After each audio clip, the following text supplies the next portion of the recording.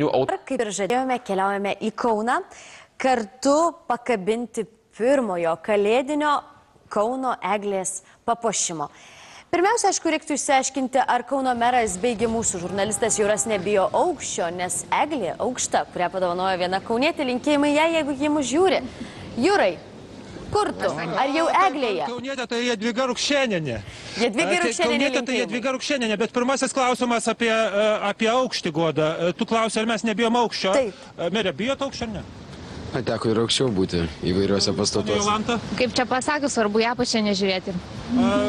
Aš tai nebijau, aš ir parašiutų mėgstu šokinėti, bet pagrindinis klausimas vis dėlto, merė, prieš pakabinant pirmąjį iškilmingą žaisliuką, tai kodėlgi Kaunas taip skuba puoštis? Galiu pasakyti, kad miesto globėjas yra Šventas Mikalojus ir natūralu, kad gruodžio 4-5 dieną yra minima jo šventė. Tai mes tikrai norime atsidėkoti ir miesto globėjui, kuris yra savotiškas pirmtakas Kalėdų senelio. Merė, pamojuokim televizijos žiūrovams ir pakabinkim pirmuosius žaisliukus ant šios didelės ir gražios Kauno eglės. Beje, šią 40-metę eglę padovanojusi ponia Rukšėnienė sako, kad negaila, bet vis dėlto tokių siūliusių eglės Kaunui buvo net 40. Ir štai šiandien ji taps pati gražiausia per visus 4 savo dešimtmečius, kol augo. Trumpam, aišku, po to ji turbūt skleis šilumą kaip malkos vienoje ar kitoje krosnyje ar krosnelėje, bet šiandien jį bus padabinta 1000 balandžių ir be abejo angelais ir kitomis kalėdinėmis dekoracijomis. Merė, turiu vieną klausimėlį jums. Ar leisite, ponia Jolanta negirdi ir labo ryto žaisti? Kol dirba, taip. Kur nors įkomponuoti. Leisit? Iki Kalėdų pačios šventės, iki eglutės įžiebimo gali pakaboti, bet... Taigi tęsiam toliau šį iškilmingą momentą, kabiname žaisliukus ant eglutės, beje, eglių puošimo tradicija atsirado Vokietijoje 15 amžiuje ir Lietuvoje tai paplito tik 20 amžiuje ir beje, estai sako, kad 15 amžiuje ir jie pradėjo, ne tik vokiečiai, puošti eglutę žaisliukais.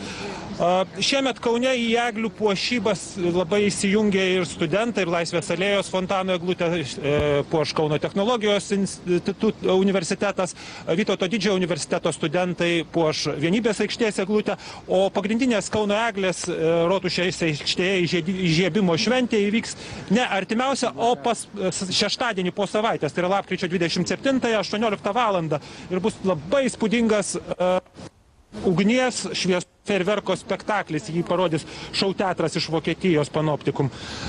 Pabandykim padaryti šitą labai gražų, pakabinti mūsų Lietuvos televizijos žaisliuką, bet už tai visi, merė, puikiai žinos, kol tas žaisliukas nenukris, kad tai yra specialiai labo ryto padovanota žaisliukas mūsų eglei.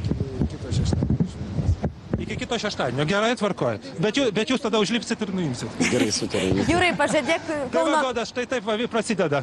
Jurai, pažadėk Kauno merui, kad mes, pavyzdžiui, jam kalėdinę dovaną nusiųsim nuo Labo ryto kolektyvo, jeigu jis leis Labo ryto bumbuliukui, taip liaudiškai tariant, kabėti ir švenčių metu. Ir beje, noriu paklausti, ar jūs vis... Taip, būtinai, aš tą pažadėsiu, bet dar pažiūrėkite, kol šakos neužstoja, koks jis gražus ir kaip jis nesiderina prie šitos Kauno gražios eglutės. Ir aišku, būtų negerai, jeigu jisai sutrukdytų Kauno egliai tapti pačia gražiausia Lietuvoje.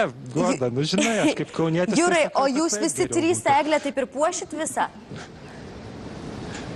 Ne, jau netgi beje renkasi kauniečiai siūlantys savo pagalbą. Oho. Ir pinti čia tas gražias, pinti gražų į šerkšną. Vienas vyriškis privažiavo dviračių, sako, ne, aš gal nepinsiu, bet aš gal ką nors panešiosiu. Bet mes jo paslaugų tikrai neatsisakysime. Jurai, dėkui tau už pokalbį labai. Net nori skristi.